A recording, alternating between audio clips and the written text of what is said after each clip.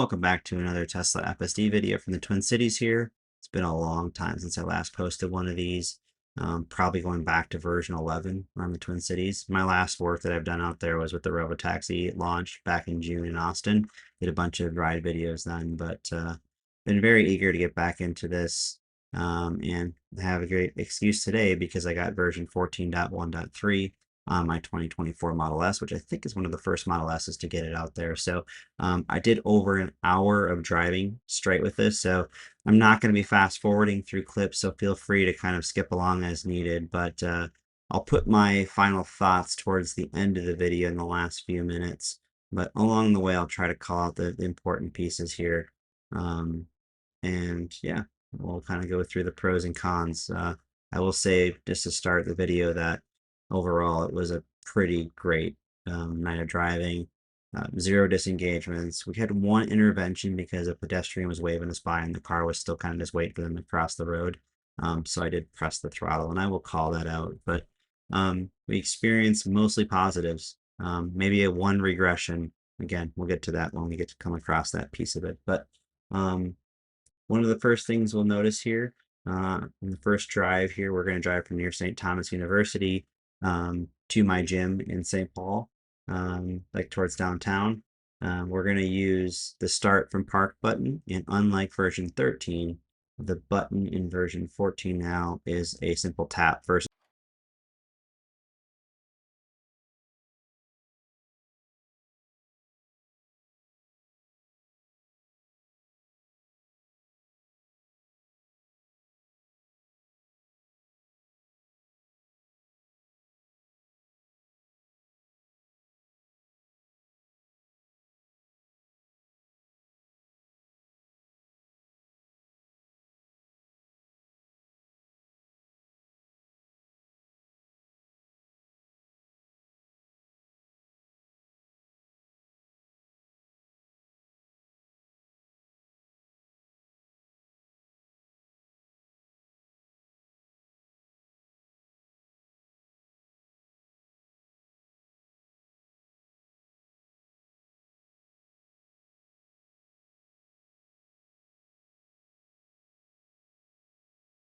So something that's new with version 14 that you may have seen in the release notes is the ability to pick your parking preference for your destination.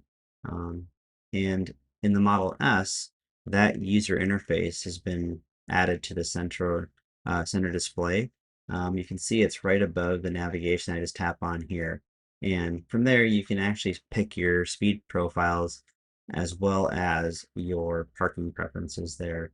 So in this first drive to my gym, we're going to use the curbside since it's right off the main road there and there's street parking there. But, in our next drive, we'll try the parking garage option, and then we'll kind of go back and forth between those two for the rest of the night there. So, but it's nice to see this interface. And then one thing I want to call out too is the right scroll wheel in the Model S and X. You can hit that to the left or right, and that will still change in between the different speed profiles, which is great to see that functionality is still there. And you can see there I kind of just cycled through them on my steering wheel.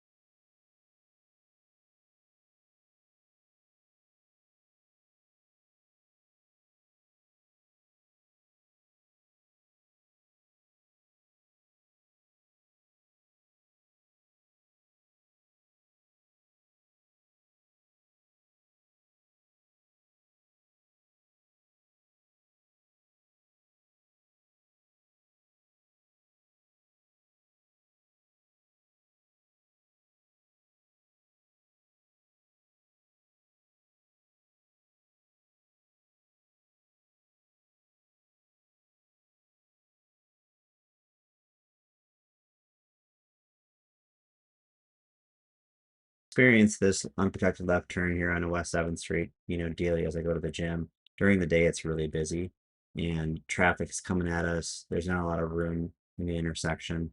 So that one's usually challenging. We're going to test that one again tomorrow, but I don't anticipate there to be any regressions from version 14. But you do have to have quick thinking to effectively navigate the intersection, which version 13 has done a great job of. But as you see here, we're going to park. We're at our destination now, Timberwolf CrossFit.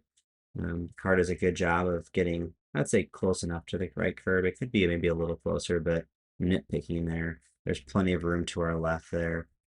And as you can see on the screen there, pretty darn good park job. And that kind of concludes our first drive. So pretty uneventful, no hesitations, no issues throughout. But again, it was a pretty straight drive. So I'm gonna add in a different navigation point here, and we're gonna navigate now to the farmer's market in downtown St. Paul. And we're gonna pick a little bit more challenging route here just to see how it does. And in this particular place, we're gonna actually pick a parking garage. And as you saw there, as soon as we hit that start button, normally with version 13, the Model S, I can't speak to the other models, but definitely the Model S, the car would pull out a little bit and jam on the brakes. And its nose was usually sticking out in the intersection. It wouldn't just commit. And there you saw the car just immediately commit and go and merge into the lane of traffic there, just like a human driver would. So that's been an inherent issue with Start FSD from Park forever with version 13 of the Model S, and it looks to be something that they fixed in version 14. So we'll continue to keep an eye out for that, but so far, as you'll see in this video, that behavior doesn't show up again in terms of the previous version 13 behavior. Now it's just super competent and just goes and commits, doesn't hesitate, and add that jerky input there, which is great.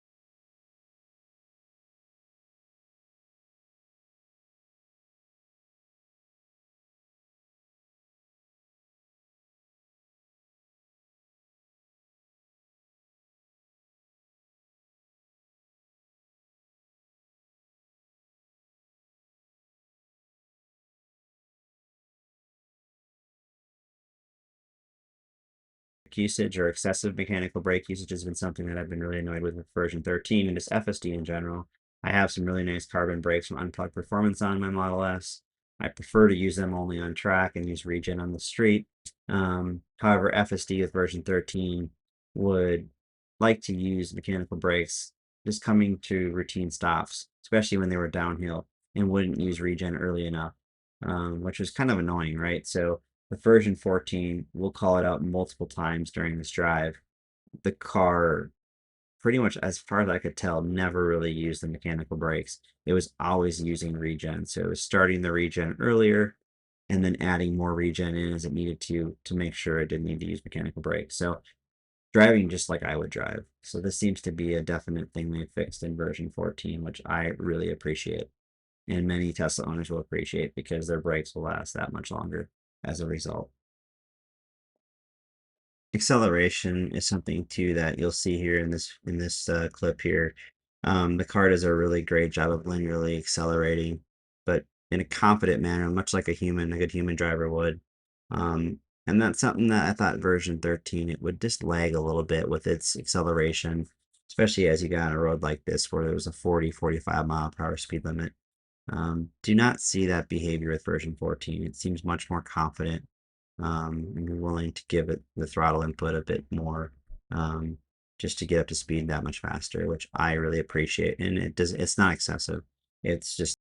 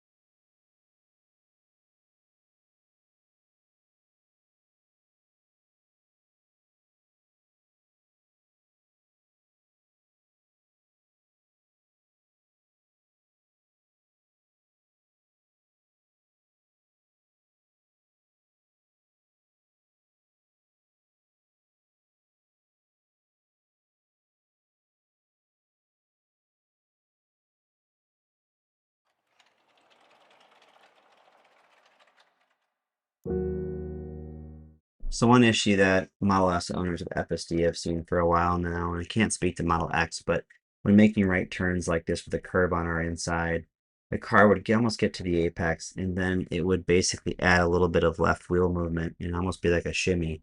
The car would never hit the curb, but it would get close, like almost too close, based upon its initial line selection, and then it would correct. And that was something I noticed to be unique with the Model S compared to like the 3 or the Y. And I think it might just be how version 13 was trained and adapted for the S and X, but I don't seem to see that same behavior in version 14. I'm going to make sure I test that extensively tomorrow, but that's something that looks to be an improvement, which I really hope it is because it was just an annoyance. And for new people on board that were riding FSD with me, they would always be like, what the heck was that? It was kind of, surprising and unsettling.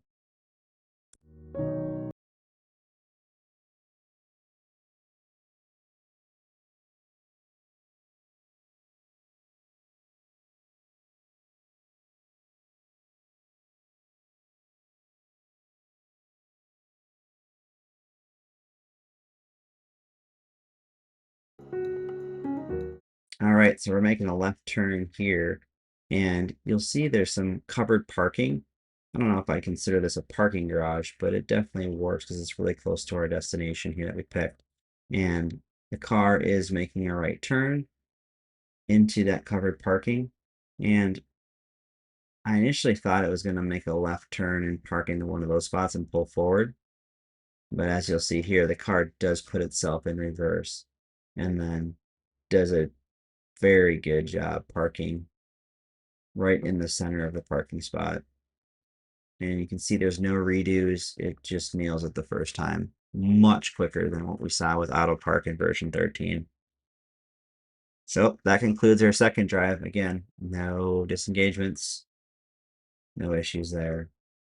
So here we're going to go kind of navigate over to Northeast Minneapolis and towards that area, towards Roseville. Kind of getting towards the North Metro now from downtown St. Paul.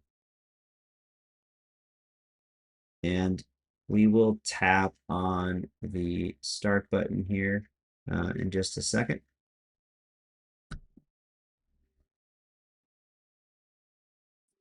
And again, you can see the car just decides to go. A little bit of confusion there at the start, but it does figure out the right way to go right off the bat. And I do increase my suspension ride height here just because it looked a little steep. I'm sensitive. I don't want to scrape the bumper anywhere. So, and the car did a good job navigating this tricky section. So the road is actually divided up with some track in the middle that you can drive over. But it's definitely not marked super well. And I know it messes up human drivers in this area all the time. So I think the car did a good job, even though it hesitated a little bit there. It made the right choice. So perfectly fine with that result there.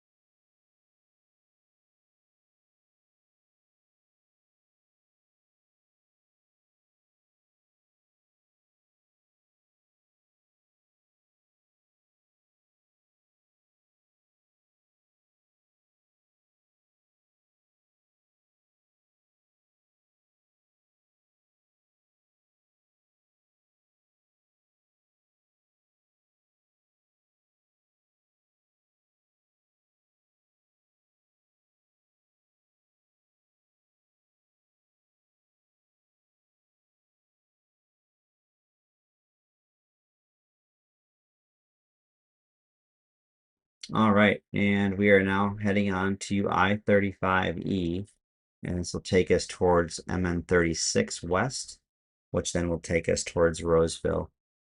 So car does a great job of accelerating, again, smoothly but confidently. And then we will then merge on to I-35.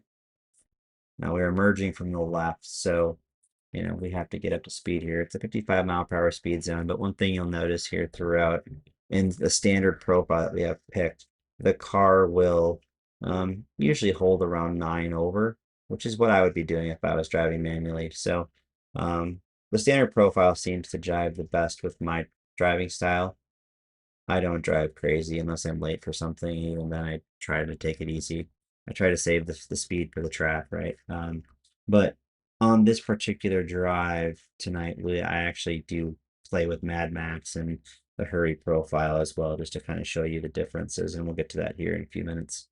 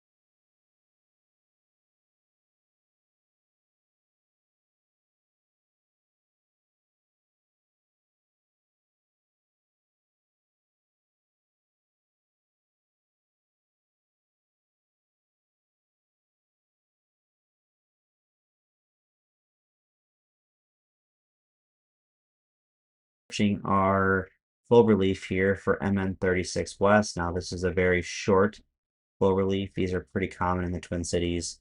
These historically have been a really sore spot for FSD, especially version 10 and 11. A lot of times they would never even be able to enter them because they weren't fast enough thinkers. Version 12 was the first one that started getting it right. Version 13 was pretty much became routine and never really had any issues even in rush hour. And as you can see here, version 14 does a great job as well.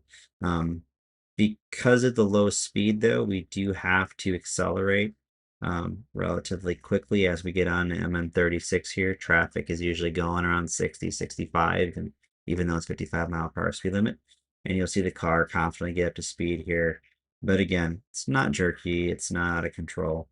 Just comfortably gets over, merges in without, obstructing any traffic behind us. So great behavior there again.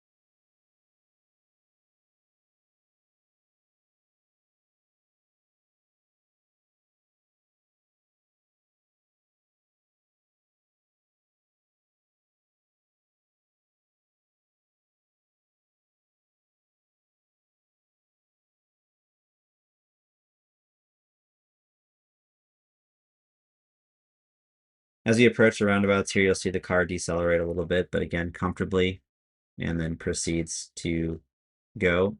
Picks the right lanes, no issues there. And then we have roundabout number 2 up here, and you'll see very similar behavior as well. So again, we're staying in the correct lane, which is the left lane, which goes straight through the roundabout. Again, nice decel profile there, without any jerky brake or throttle inputs, and we comfortably traverse both of those. So again, roundabout's not really a problem at all for version 14, but much like version 13 there, it's FSD has had those things licked for a while now. And then coming up here on our right, you will see that there is a parking lot that we set our destination to. That's how the parking UI is set as well. So the car just is about to make a right turn in this parking lot here. I can't tell why it's hesitating here, if it's trying to figure out where it wants to park or what. But you'll notice that little bit of jerkiness on the wheel there, but it was just very subtle, just for a second or so. And again, I thought we were going to pull forward here, but the car decides it wants to back up, which again is my preference. So fine by me there. And just like the last Autopark attempt, the car does this in one shot. And honestly, in a pretty good time frame to where I would use this over parking manually based on how fast it is. So another drive, only that one intervention for that pedestrian at the very beginning because they were waving us past. Otherwise, that's it. So now we're going to be navigating towards Northeast Minneapolis, and we're going to basically go right back out of this parking lot. And again, as you saw before, as soon as you press that start FSD button, the car is proceeding. It's not messing around and waiting longer than it has to.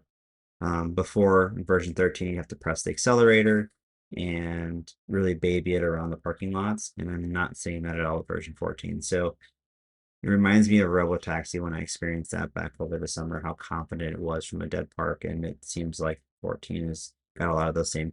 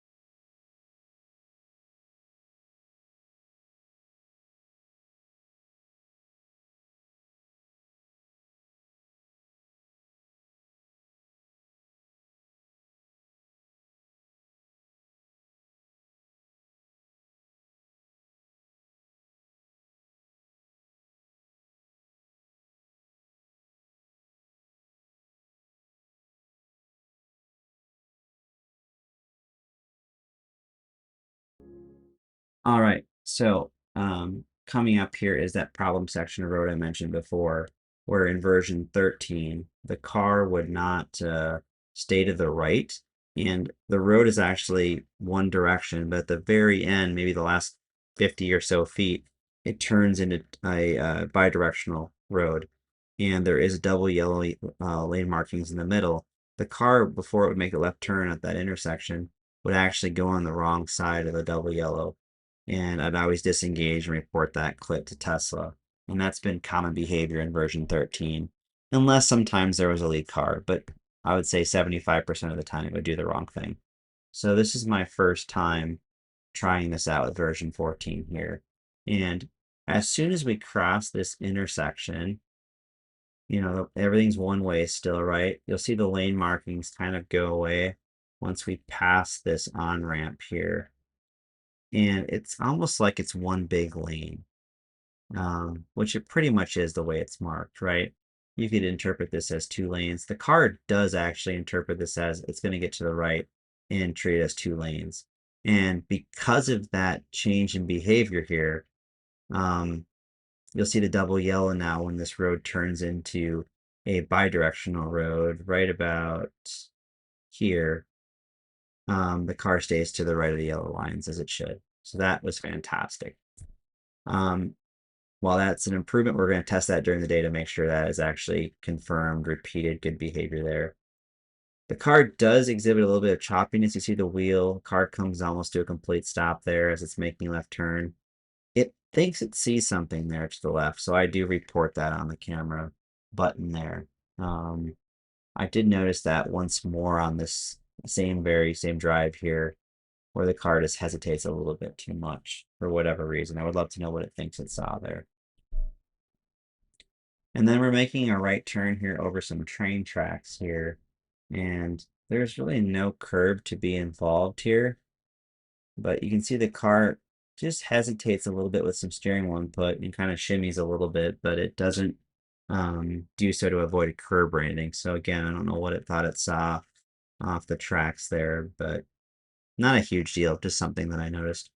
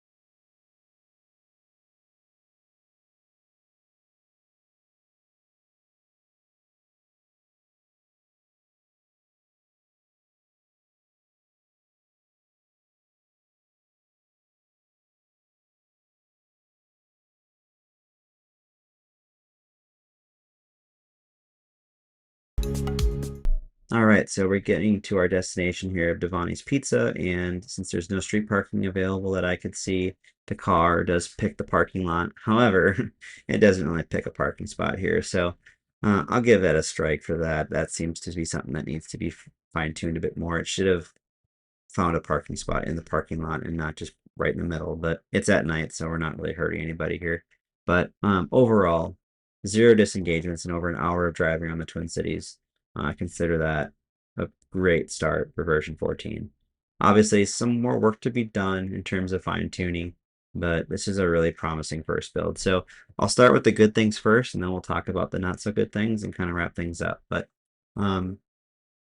Regen braking, the use of that, especially when coming downhill to a stoplight or stop sign, noticeably better with version 14. We barely touched our mechanical brakes this entire hour of driving, and that's exactly how I would drive manually if I was driving around the Twin Cities like this. So that's a big thing. The speed control seems better. It does seem to think that it needs a bit more tuning now, right? But it overall, I think, is better than where it was before. I think the start from park FSD is much more confident when pressing that button now. Obviously, now it's just a tap versus a press and hold. That's a nice benefit of version 14, but also the car just reacts so much quicker once you press that button and it starts driving. Navigation from a parking lot seems to be better as well, so it seems to be able to trace its steps better. We'll test that more tomorrow to confirm that for sure, but that's another nice thing. Roundabouts seem just as good as they were before, so no issues there. I like the destination parking UI on the S and X, how it's implemented, especially with how it's always visible on the main screen in case you change your mind. You can easily toggle that and or the speed profiles as you're driving along. So that's really good. And then the signature shimmy, as we call it with the Model S, where if you're making a right turn around a curb, the car previously in version 13 would make too much of a tight line towards the curb and have to correct about midway through. And it would never hit the curb. It was just kind of unsettling. That behavior seems to be gone in version 14. We'll do some more testing in the daylight to confirm that, but so far that looks really good. The not so good things, I did see some excessive hesitation, which resulted in the brake throttle pumping at 2 right turns where it thought it saw some traffic to our left maybe and wasn't quite sure. And during the day in busier traffic, that could be a problem. Thankfully, there wasn't tonight, but that was one thing. And then the other thing was the speed profiles, especially standard.